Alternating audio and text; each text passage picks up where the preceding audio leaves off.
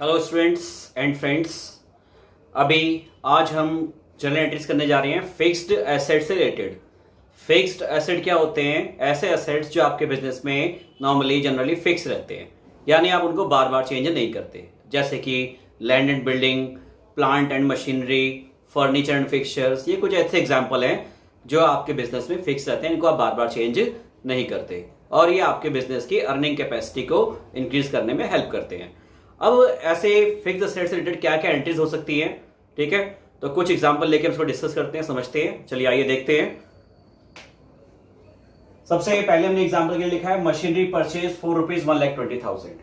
Machinery खरीदी है 1,20,000 रुपए में।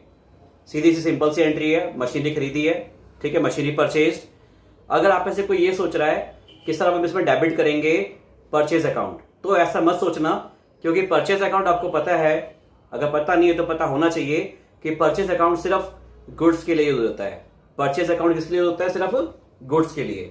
अब यहाँ पे गुड्स नहीं लिखा हुआ है, यहाँ पे वर्ड क्या लिखा हुआ है? मशीनरी। तो मशीनरी परचेज की है, ठीक है, तो आप मशीनरी अकाउंट ही डेबिट करेंगे, परचेज अकाउंट डेबिट नहीं करेंगे। तो करते हैं इसकी एंट्री।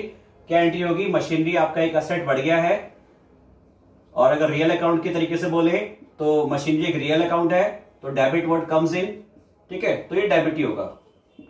चाहे आप ट्रेडिशनल के हिसाब से बोलो डेबिट वर्ड कम्स इन, तो भी मशीनरी डेबिट होगा, और अगर आप मॉडर्न अप्रोच के हिसाब से बोलो कि एसेट इंक्रीज हो गया है, तो भी डेबिट होगा।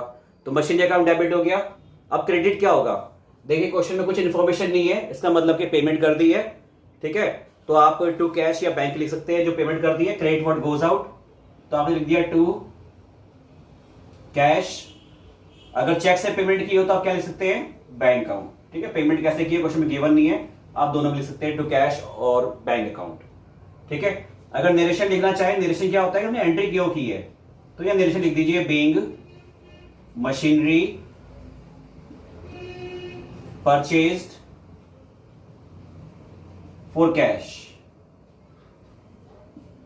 ठीक है। कैश का मतलब है नकद, ठीक है, फॉर कैश यानी नकद। चलिए एक एंट्री हो गई है, इसके बाद हम यहां पे लाइन खींच देते हैं, एक एंट्री कंप्लीट। इसका अमाउंट लिख देते हैं 1,20,000 डेबिट में और 1,20,000 क्रेडिट में, ठीक है जी। ये आपका जनरल का फॉर्मेट है, जनरल जब भी करोगे आपको ये फॉर्मेट जरूर बनाना है। डेट, पर्टिकुलर्स, एलएफ का मतलब होता है लेजर फोलियो। यहां पे हम क्या लिखते हैं? यहां पे हम पेज नंबर लिखते हैं। जब रियल लाइफ में कभी अगर अकाउंटिंग करते हैं तो यहाँ पे पेज नंबर मेंशन किया जाता है। अभी फिलहाल यहाँ पे हमें क्वेश्चन लिखना, ठीक है। और डेबिट और क्रेडिट, क्योंकि आप इंडिया में है और इंडियन करेंसी क्या है? रुपीस, इसलिए ब्रैकेट में रुपीस लिखा हुआ है। आप किसी और कंट्री में हो तो वहां की करेंसी का सिंबल आप लिखेंगे, डॉलर, पौंड, यूरो, जो भी है। चलिए आगे बढ़ते हैं सेकंड एंट्री पे। Second entry, charge depreciation at the 10% per annum for 7 months. अब ये डेप्रिसिएशन क्या होता है? Depreciation means reduction in value of fixed asset, यानी आपको कोई फिक्स्ड एसेट है, उसकी वैल्यू किसी वजह से कम हो गई, वैल्यू डाउन हो गई। कई रीजन हो सकते हैं, यूज करने से वैल्यू डाउन होती है, ठीक है, और कई बार तो चीज पड़े पड़े ही उसकी वैल्यू डाउन हो जाती है। मान लीजिए आपने कोई नया स्मार्टफोन खरीदा, एक हफ्ते रखा, यूज नहीं किया, लेकिन अभी उसको बेचना चाहोगे तो सेकंड हैंड हो गया है, ठीक है, उसकी वैल्यू कुछ ना कुछ कम जरूर हो जाएगी। तो जो भी ये वैल्यू कम होती है उसको हम बोलते हैं डेप्रिसिएशन। तो यहां पे लिखा हुआ है कि चार्ज डेप्रिसिएशन, कि डेप्रिसिएशन शो करो, ठीक है, चार्ज करो, यानी अपना प्रॉफिट जो है उसमें से डेप्रिसिएशन को माइनस करो, ठीक है, तो आपका प्रॉफिट कम हो जाएगा। और कितना निकालना है हमें? 10%, यानी जितने की मशीनरी है उसकी 10% वैल्यू कम करनी है। और कितने महीने के लिए करनी है? 7 मंथ्स के लिए, क्योंकि 7 मंथ्स पहले ही मशीन खरीदी होगी, ठीक है, तो हमें 7 मंथ्स के लिए डेप्रिसिएशन लगाना है 10%। तो डेप्रिसिएशन की वजह से, क्योंकि आपके एसेट की वैल्यू डाउन हो रही है, तो एक तरह का लॉस है, और रूल क्या है? Debit all the expense and losses. तो इसलिए हम डेप्रिसिएशन अकाउंट को डेबिट करेंगे, debit all the expenses and losses. इस वजह से हम डेप्रिसिएशन अकाउंट को डेबिट करेंगे, और एक्सपेंसेस हमेशा क्या होते हैं? डेबिट होते हैं, ठीक है। तो हमने एक्सपेंसेस मान के, लॉस मान के इसको डेबिट कर दिया। अब इसकी वजह से किसकी वैल्यू कम हो गई है? फिक्स्ड एसेट की। फिक्स्ड एसेट का नाम क्या है यहाँ पे? Charge depreciate 10% per annum for 7 months, ठीक है, गिवन नहीं है तो जो ऊपर एसेट दिया हुआ है उसी पे लगा लेंगे, मशीनरी पे, तो टू मशीनरी अकाउंट, ठीक है। हम ये मान रहे हैं कि कंटिन्यूशन में जो डेप्रिसिएशन है सी के ऊपर है, अदरवाइज अगर अलग से एंट्री होगी तो वहां पे एसेट का नाम मेंशन होगा हमेशा। तो आप यहां पे लिख दीजिए, being depreciation charged at the rate कितना है 10%, 10% पर एनम, ठीक है, इतना ही काफी है। आप लिखना चाहेंगे तो और लिख सकते हैं 7 मंथ्स वगैरह। अब इसकी कैलकुलेशन जो है वो आपको जो आएगा यहां पे लिखना है। कैलकुलेशन आप कैसे करेंगे, देखिए जी मशीन कितने की थी, 1,20,000 की, तो आप लिखेंगे 1.2 लाख यानी 1,20,000 इंटू में कितना परसेंट है 10%, तो 10/100 इंटू में कितने महीने हैं 7 महीने, तो 7/12। इसको सॉल्व कीजिए, जो भी डेप्रिसिएशन की वैल्यू आए यहां पे लिख दीजिए, ठीक है। अब देखिए 1,20,000 का 10% वो तो आ गया 12,000, ठीक है। 1,20,000 का 10% कितना आ गया 12,000। अब 12,000 इंटू में आप 7/12 करोगे तो 7/12 तो कितना जाएगा ये 7,000। तो यहां पे आप लिख दीजिए 7,000 डेप्रिसिएशन और आपके एसेट की वैल्यू भी कम हो गई 7,000 से। तो ये हो गई फिक्स्ड एसेट की डेप्रिसिएशन की एंट्री, ठीक है। उसके बाद अगर किसी को यहां पे नहीं दिख रहा है, ठीक है, तो मैं इसको क्लियरली यहां मेंशन कर देता हूं कैसे कैलकुलेशन हुई है, देख लीजिए।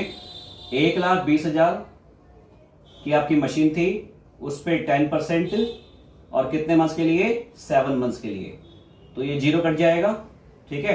12 1 12 और ये 12 1 12, कितने 0 बच गए 1 2 3 और ये 7 है, तो क्या आ गया 7,000। तो ये 7,000 यहाँ पे लिखा है, ठीक है भाई। किसी को यहाँ पे क्लियर ना देखा तो मैंने यहाँ लिख दिया। अब आगे देखिए थर्ड एंट्री क्या है, furniture purchase for ₹80,000 cash and a balance of ₹20,000 due in 60 days. Furniture खरीदा है, फर्नीचर खरीदा है, तो जाहिर सी बात है फिर से हम परचेज अकाउंट नहीं लिखेंगे, ठीक है, हम एसेट का नाम लिखेंगे। परचेज अकाउंट कब लिखते हैं, जब क्वेश्चन में क्या दिया हो, गुड्स दिया हो, गुड्स लिखा हो। तो यहां पे हम फिर से एसेट का नाम लिखेंगे और यहां पे एसेट क्या है फर्नीचर, तो आप लिखिए furniture account debit, furniture account debit to. अब इसकी पेमेंट कैसे हुई है, कैश में हुई है 80,000, तो टू कैश अकाउंट 80,000 और बाकी उधार रह गया, जो उधार रह गया उसे हम बोलते हैं क्रेडिटर, ठीक है, क्रेडिटर बोलते हैं उसे। और अगर क्लासिफिकेशन कर रहे हैं अलग अलग तो यहां पे हम लिख देते हैं creditor for furniture, creditor for furniture, साथ में अकाउंट लगा देना, तो क्रेडिटर फॉर फर्नीचर अकाउंट। तो देखिए फर्नीचर कितने का लिया आपने, टोटल आपने 80,000 कैश दिए, 20,000 उधार रखा है, यानी टोटल हो गया 1 लाख का। यहां लिख रहा हूं मैं 80,000 तो आपने कैश दिया और 20,000 आप 60 दिन बाद यानी लगभग 2 महीने में दोगे, तो टोटल फर्नीचर कितने का हो गया, फर्नीचर हो गया 1 लाख का। तो ये 1 लाख आपने डेबिट कर दिया। तो ये फिक्स्ड एसेट्स की एंट्री हो गई है कुछ, ठीक है।